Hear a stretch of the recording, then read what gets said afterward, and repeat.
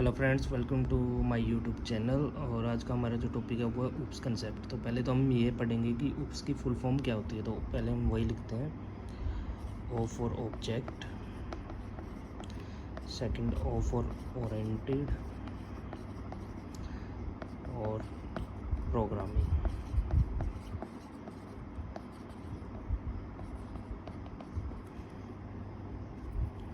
तो उप्स मतलब होता है ऑब्जेक्ट ओरिएंटेड प्रोग्रामिंग कंसेप्ट, मतलब उप्स के कंसेप्ट। तो ये इसका यूज क्या होता है हमारे कोड में।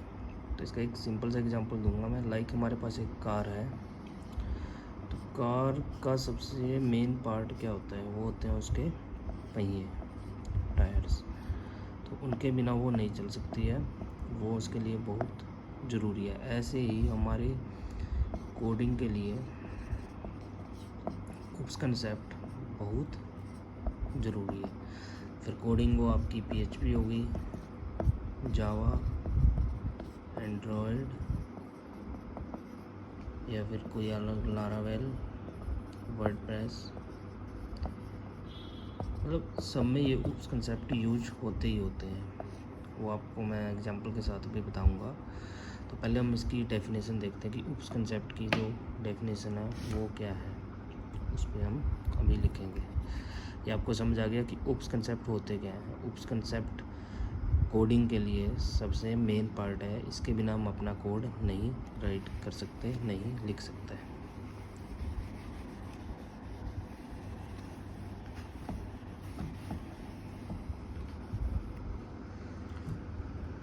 अब इसकी डेफिनेशन लिखते हैं उप्स कंसेप्ट की। Object oriented programming is programming concept. First तो ये क्लियर हो गया कि एक प्रोग्रामिंग कंसेप्ट है हमारे प्रोग्राम के लिए। उसके बाद programming that work on the principle, मतलब इसके कुछ प्रिंसिपल हैं जिस पे ये वर्क करता है।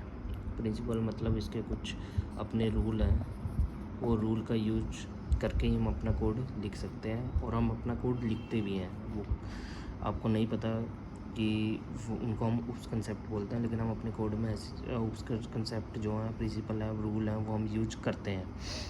तो आगे लिखते हैं that object are the most important part of our program. मतलब ये है कि उनमें से एक है ऑब्जेक्ट, जो हमारे प्रोग्राम का मेन पार्ट है। अब जिसको कोडिंग अच्छे ढंग से जिसने की है और जिसको पता है, तो उसको पता होगा कि ऑब्जेक्ट क्या होता है। और जो मैं बता दूं कि जो ऑब्जेक्ट है वो भी उस कंसेप्ट का एक पार्ट है, एक रूल, सब कुछ प्रिंसिपल, वो ऑब्जेक्ट एक पार्ट है उस कंसेप्ट का। मैं बता दूंगा अब क्या इसकी प्रिंसिपल और क्या इसके रूल हैं, किन पे ये काम करता है। तो वो हम यहाँ पे इसके टाइप लिखेंगे। फर्स्ट इसका टाइप जो ऊपर मैंने मेंशन किया वो होता है ऑब्जेक्ट। सेकंड होता है क्लास, क्लास के बिना हम कुछ भी नहीं कर सकते। थर्ड होता है एब्स्ट्रैक्शन, सुना होगा आपने तो। फोर्थ होता है इनकैप्सुलेशन, और फिफ्थ होता है इनहेरिटेंस, और सिक्स होता है पॉलीमॉर्फिज्म।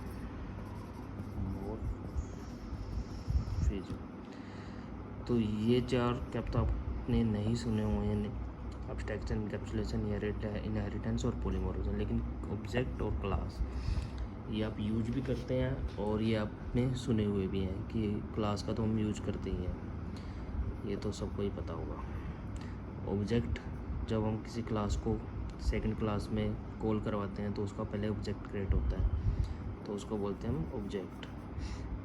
तो नेक्स्ट वीडियो में मैं पहले आपको ऑब्जेक्ट और क्लास बताऊंगा, फर्स्ट वीडियो में। उसके बाद सेकंड है एब्स्ट्रैक्शन, फिर इनकैप्सुलेशन, फिर इनहेरिटेंस, फिर पॉलीमॉर्फिज्म। ऐसे हम एक एक करके इसको डिफाइन करेंगे। तो आज का इस टॉपिक था वो था ऊप्स कंसेप्ट, जो आपको समझने की ऊप्स कंसेप्ट क्या होता है। ऑब्जेक्ट ओरिएंटेड प्रोग्रामिंग, ये प्रोग्रामिंग कंसेप्ट होता है, दो वर्क करता है प्रिंसिपल पे, एक रूल्स पे। जो रूल्स होते हैं वो उसमें से सबसे मेन होता है ऑब्जेक्ट, जो मोस्ट इम्पोर्टेंट पार्ट ऑफ है आवर प्रोग्राम का। और उस कंसेप्ट क्या करता है, सेकंड थिंग मैं एक और यहाँ पे लाइन मेंशन कर देता हूँ, इंक्रीज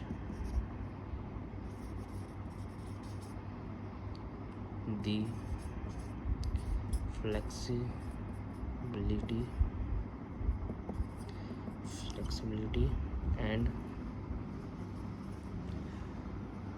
ये मैं नीचे से अभी क्लियर कर देता हूँ साफ, नीचे आ जाएगा, एंड मेंटेन